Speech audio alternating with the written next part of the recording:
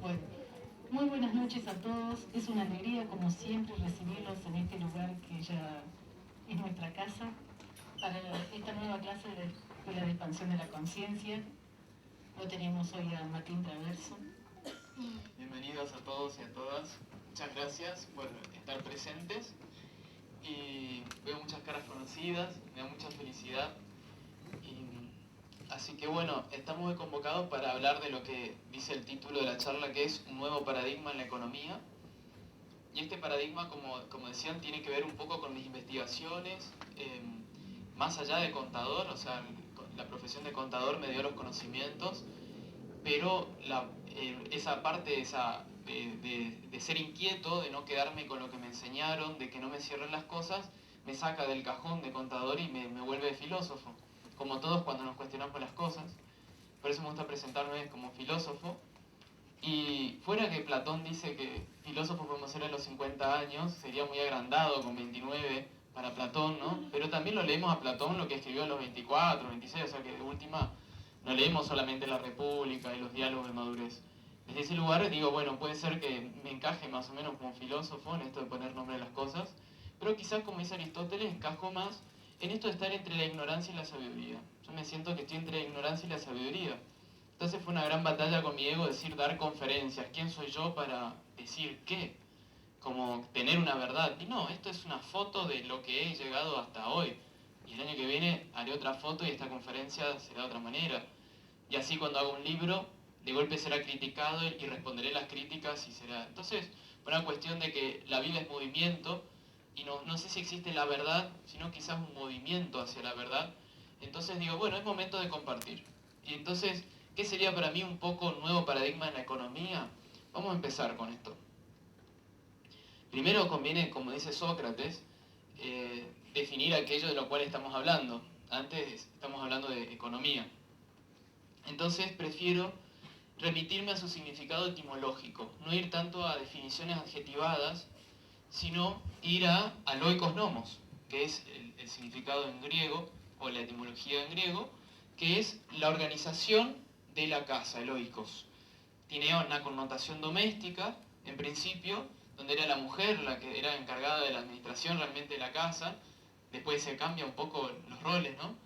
Y también tenía una connotación que después llevó a ver hoy la administración de la ciudad, la polis, el país-estado. Y hoy hablamos entonces de la economía argentina, la economía de la ciudad de Santa Fe, hay cifras como PBI que hablan de un poco de esto, pero al final de la organización de la casa. Y la gran casa es el planeta, podemos hablar de la economía global. Pero ¿qué pasa? Cuando salimos del oikos nomos, donde no está adjetivada simplemente esa organización o administración, tenemos varias definiciones que estudiamos en las ciencias económicas. Y yo diría que la definición estrella hace una adjetivación, que es decir, recursos escasos. Se empieza a hablar de que la economía es la ciencia de los recursos escasos. Y acá la principal crítica que me veo obligado a hacer de manera racional.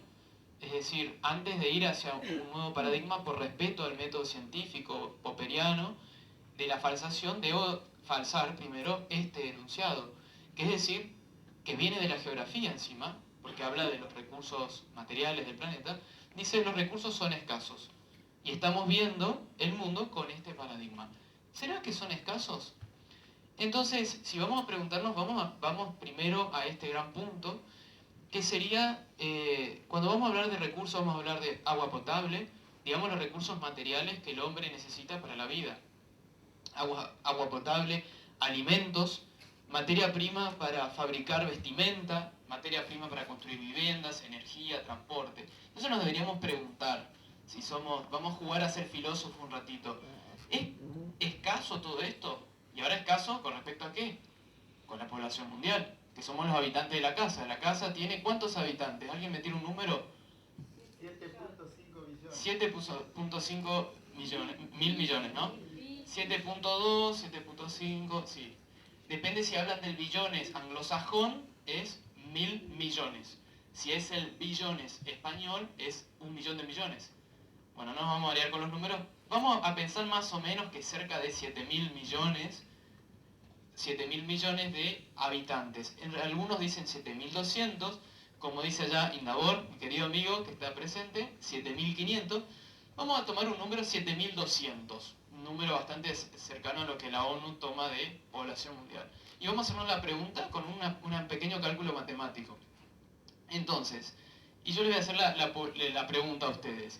¿Dónde cabe la población mundial? Los 7.200 millones. No hagan cálculos matemáticos. Esto es un ejercicio intuitivo para su lado derecho del cerebro, pero tiene una explicación matemática. Si nos ponemos uno al lado del otro, los 7.200 millones, una persona por medio metro cuadrado, aproximadamente la silla donde están sentados. Si ustedes están parados ahí, ocuparíamos ese espacio, desde un bebé hasta un anciano, personas flacas, personas más gordas. Todos en medio metro cuadrado. Esto da 2 millones de personas por kilómetro cuadrado, es una regla de 3 simple. ¿En qué territorio cabemos todos? Si me tiran ya, sin hacer el cálculo, ¿se imaginan una superficie para preguntarnos? A ver si son escasos, porque vamos a ver cuánto sobra de planeta si estamos todos juntos en un lugar. ¿Se le ocurre algún lugar? ¿En el auditorio alguien arriesga una...? Cualquier lugar geográfico. África. Alguien dice África. ¿Alguien más chico? ¿Alguien más grande? Provincia de Tucumán. A ver, África, provincia de Tucumán. Algo intermedio, algo más grande. Provincia de Buenos Aires. Brasil, dice. Bueno, Sudamérica. Bien, vieron que estas preguntas, y los filósofos tenemos esto de preguntarnos cosas, ¿y para qué te preguntas eso? Y es porque hacerme esta pregunta es más fácil que hacer un inventario de todo el cobre del mundo, todo el zinc, todo el silicio, todas las superficies cultivables, los bosques, o sea, hacer ese trabajo es más arduo que hacerme esta pregunta, que es con un cálculo sencillo. Y las respuestas que suelo obtener cuando hago esta pregunta generalmente son Brasil, Australia, América del Sur, las más grandes, y las más chicas llegan a ser Uruguay. Hoy salió Tucumán, pero fue raro. Así que hoy rompimos un poco la estadística. ¿Quieren sacarse la duda de dónde entramos? Bueno, entramos en 3.700 kilómetros cuadrados. Eso es decir, Luxemburgo, miren cuánto tiene, 2.500, y le sumamos Hong Kong, listo, llegamos al total de la superficie. Entre este puntito que es Luxemburgo y este puntito que no se llega a ver que es Hong Kong. Vamos a un lugar más conocido. Jamaica, miren de la isla, compárenlo con Cuba, Jamaica es la más chica.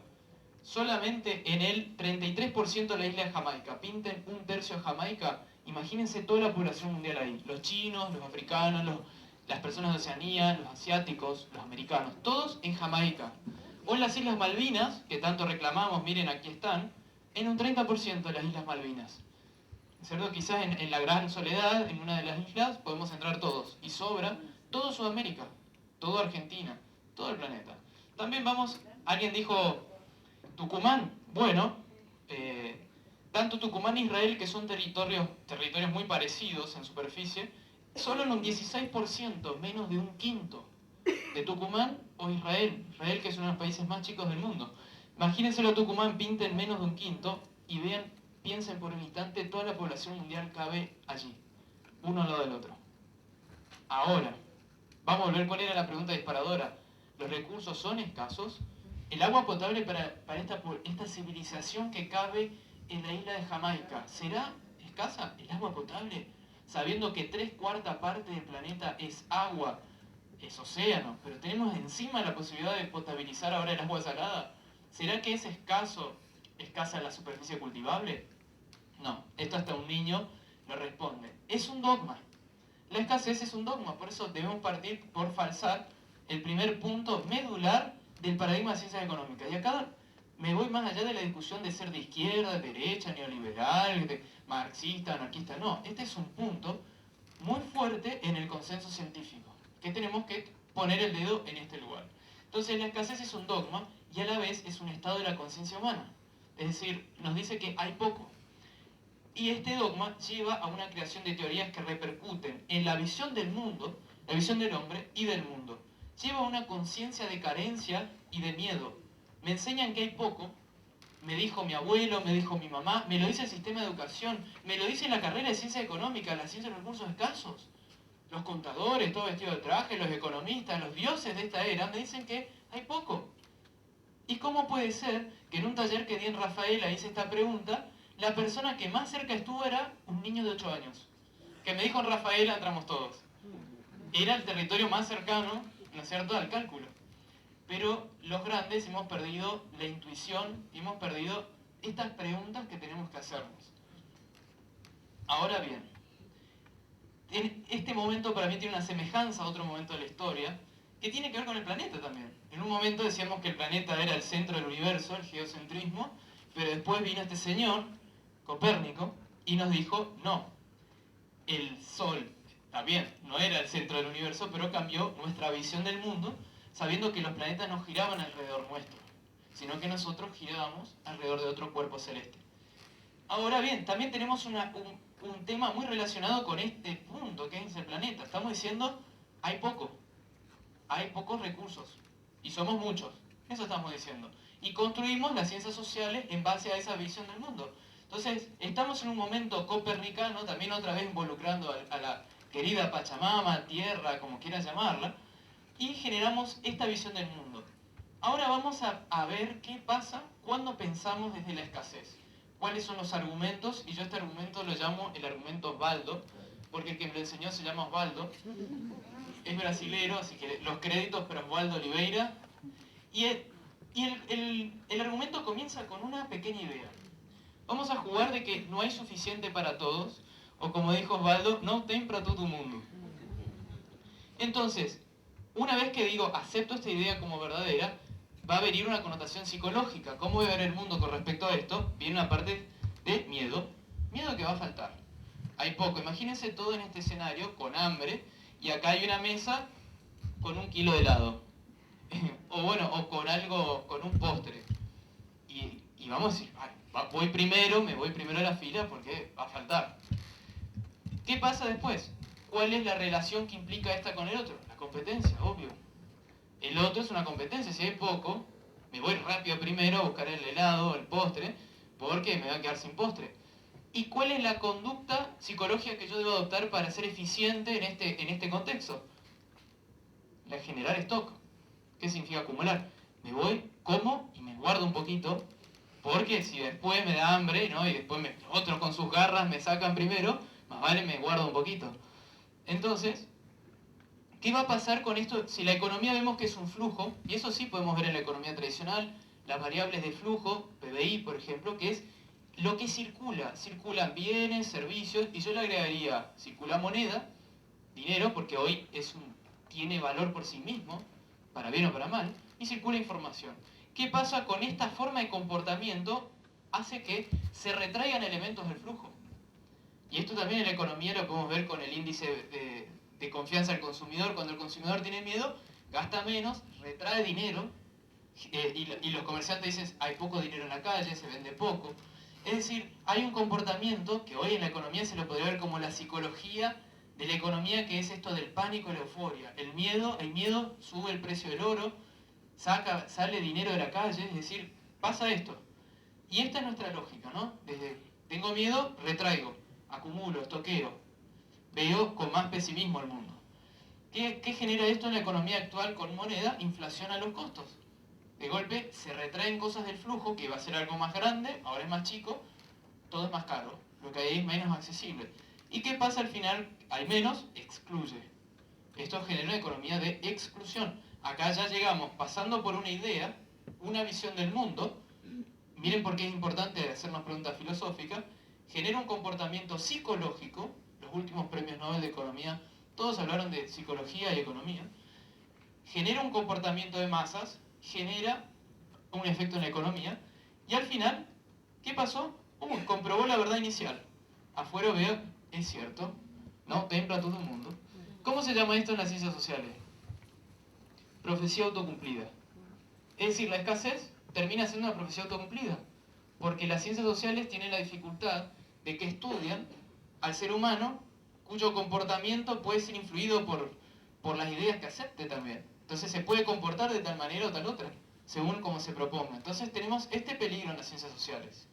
Y la economía, al absolutizar esta idea, estamos en un grave aprieto. ¿Será que es cierto o nos comportamos y lo generamos? Porque no voy a decir ahora que no hay pobreza, no vamos a negar. Pero ¿será que existe porque es una verdad absoluta o lo estamos generando con nuestro modelo de sociedad? Ese es el punto. Ahora bien, si nos molesta la pobreza, la exclusión, el ver al otro como un adversario, como un enemigo, como un competidor, ¿cómo puedo empezar? ¿Cuál es el primer paso para salir de eso? Es una idea. Así como la idea que generó todo era tengo que ir a la idea contraria, que es la idea cierta. Hemos hecho el cálculo matemático, que hasta un niño de 8 años lo entiende. Entonces ahora debemos aceptar la idea contraria de manera racional. Hay suficiente para todos. A partir de que hay suficiente para todos, ¿qué connotación psicológica me trae? La apuesta al miedo, que es la confianza de que va a haber. A partir de que puedo confiar de que va a haber, mi relación a partir de este momento puede ser cooperación. Ya no tiene sentido, sí, para todo. Hay decenas de kilos de helado, y si salgo acá hay heladerías, hay decenas de todo, hay dinero de sobra, hay bienes de sobra, recursos para producir de sobra, hay muchos bienes ociosos en la sociedad, todo está ocioso y acumulado por la conducta de stock. Pero ahora no, el otro no tiene sentido competir, tiene sentido cooperar. Porque a nivel racional ya nos estamos dando cuenta que cooperar nos conviene incluso siendo egoístas. Porque en el ganar-ganar nadie pierde. En el ganar-perder, que es la competencia, yo gano hoy, pero mañana puedo perder. Entonces tengo que estar en una actitud defensiva para no perder el territorio avanzado. Entonces, a nivel racional nos estamos dando cuenta. ¿Pero qué nos frena a la cooperación? La actitud de la visión del mundo y nuestra psicología de miedo. Eso nos frena a ser cooperativos. Por eso hoy cuando se habla tanto de ser cooperativos, vamos a poner una cooperativa. Y resulta que nos comportamos como si estuviéramos en sociedades anónimas. Porque la cooperación no surge porque use la palabra cooperación o porque ponga una cooperativa. Surge porque tenga una visión del mundo de abundancia y de confiar en el otro, y el otro no es un adversario, sino que es un amigo por conocer. No es un desconocido, sino un amigo por conocer. Y ahí, a partir de allí, el generar stock no tiene sentido. Tiene sentido el desprender y que las cosas circulen. Entonces somos creadores de riqueza. ¿Qué significa esto? Me desprendo más de los bienes materiales, me desprendo más del dinero. Ahorrar dinero sin motivo no tiene sentido. Como si uno puede decir, ahorrar puede ser con un objetivo, ahorro para ir de vacaciones, ahorro para la jubilación, ahorro para determinadas cosas. Pero ahorrar porque sí, me está dando un indicador psicológico del miedo. Ese comportamiento es un indicador del miedo. Guardar cachivaches por si algún día los necesito, acumulación, stock, paradigma de la escasez, paradigma del miedo. Obviamente, el circular, como dice el Feng Shui, hay que soltar las cosas, hay que hacerlas circular, tiene que ver con esto. El paradigma de la abundancia es soltar la información. Lo que sabemos, compartirlo, dar más charlas, más libros, subir a YouTube todo lo que tenemos, a compartir en internet, soltar. Es el paradigma de la abundancia. Y a nivel de los servicios humanos, es acá donde la economía consciente me pare los dones y talentos. Soltar nuestro tiempo, dar nuestros servicios. Me paguen o no me pagan por esta charla o por algo que yo haga, estoy soltando mi tiempo humano. Estoy aumentando el flujo de la economía. ¿Cuál es la diferencia entre que esté pagado o no esté pagado? Que uno aparece contabilizado en las cuentas nacionales, en el PBI de la economía, y el otro no. Pero resulta que los dos están realmente aumentando el flujo. Por eso, este comportamiento, cuando venimos al paradigma de la visión del mundo de la abundancia, nos volvemos creadores de riqueza y aumentamos el flujo. Somos aumentadores de flujo. Qué gracioso, ¿no? Entonces, esto es lo que genera una persona con esta visión del mundo, un grupo, o puede ser incluso toda una cultura. Pensemos en culturas originarias, no en culturas modernas derivadas de nuestro paradigma occidental. Hay culturas que vivían con este paradigma. ¿Qué pasa? Por ahí no tenían un smartphone, entonces los consideramos, estos son atrasados. O no usan computadoras, qué sé yo. Pero en cuanto a esto eran muy adelantados. Al aumentar el flujo, deflaciona los costos e incluso genera la economía gratuita. Se resulta que ahora hay mucho y todo es barato, muy accesible e incluso gratis. ¿No es cierto? En esta economía también se valora la gratuidad. Porque lo que importa es la satisfacción de las necesidades, que las cosas circulen. No importan los bienes en sí. Y al final, ¿qué logra? Inclusión. Esta economía es más inclusiva. Esta visión del mundo, este comportamiento genera una economía inclusiva y al final termina mostrando que afuera veo lo que había asegurado, que hay para todos. Entonces, evidentemente nuestra cultura hemos llegado a este paradigma, pero vemos que no es el único paradigma. Los antropólogos estudian otras culturas las culturas del buen vivir en América Latina, en África también, determinadas tribus, donde se ven que se manejan mucho por la cooperación. Hay un caso de un antropólogo que les hizo un juego de competencia, diciéndole que el que llegaba primero le dan una bolsa de caramelos. Y eso lo deben conocer, ese caso. Y fueron todos juntos de la mano, los chicos de esa tribu, y al final le dio el caramelo a todos y todos se lo repartieron. Pero ¿cómo cuesta que un occidental o alguien piense hoy de este modo? ¿Pero por qué? Porque tenemos otra visión del mundo. Es por eso, hemos sido educados y estamos en un discurso, por eso tenemos que ir a la médula, que es esta idea. Porque en esa cultura tienen esta idea. Y generan otra realidad, otra relación humana, otra forma de vida. ¿No es cierto? Esto del acumular y el tener y tener más, no tiene sentido en una economía con esta visión del mundo. Bien, y esto nos genera fundamentos en la economía, y ahora me voy a ir un paso atrás, haciendo un poco de epistemología, un poco de filosofía ya acá. ¿Cuáles son los fundamentos científicos de la economía que dan origen a este homo economicus? A este hombre que se mueve estoqueando, acumulando, la economía, el tener, por si las dudas, la competencia. ¿Cuáles son los fundamentos? Antropológicamente se habla de un hombre racional y egoísta. Esta es la concepción que subyace a la teoría económica que da un sustento a esta forma de vida. Luego también se habla a nivel de la psicología de necesidades ilimitadas, psicología y biología, pues necesidades pueden ser biológicas o psicológicas. Después también tenemos la afirmación geológico-ambiental, que los recursos para satisfacer estas necesidades ilimitadas son escasos. Qué calvario, ¿no? Necesidades ilimitadas y encima recursos escasos. Qué historia triste. ¿Qué nos queda? Y filosófico y ético, para que cierre todo esto, el utilitarismo. Es la filosofía que cierra, que es decir, en este contexto lo único que nos queda, cada uno buscar su utilidad individual. Su beneficio individual, sálvese quien pueda, y en el todos buscando su beneficio individual, se logra una felicidad mayor. Esto dice John Stuart Mill. Al final no la terminamos logrando. Generamos exclusión, pobreza, ¿no es cierto? O sea, no se termina cumpliendo. Y lógico-matemático, que es decir, y para aplicar todo esto tenemos que crecer económicamente, de manera indefinida. Crecer. Se separa la economía, se separa todo. Baja el empleo, ¿cierto? Entonces, resulta que estos son los fundamentos, y la primera visión que tuve cuando me empecé a preguntar de economía es que el problema era complejo. Miren cuántas áreas del conocimiento están involucradas. Yo, humilde contador, ¿qué puedo hacer? Entonces dije, bueno, por lo menos criticar. Como dice Popper, hay que falsar. Siempre que uno encuentre un contraargumento, y ya de entrada está demostrando la invalidez de esto de los recursos escasos. Entonces, desde la geología, la geografía, ¿no? Y todo esto, el hombre egoísta, ¿es egoísta por naturaleza? Sartre preguntaría, ¿es algo por naturaleza el hombre? Entonces, hay varias preguntas que podemos hacernos antes. Esto es así y punto. Vos entras a ciencias económicas, no te preguntás esto, sino que estudiate porque esto es así. Pero cada facultad es así. Medicina, la anatomía es así. La nutrición, bla, bla, bla, es así. Pero este espacio necesitamos crearlo en las universidades. Cuestionar esto. Ciencias económicas, nutrición deberá cuestionar sus cosas, psicología las suyas.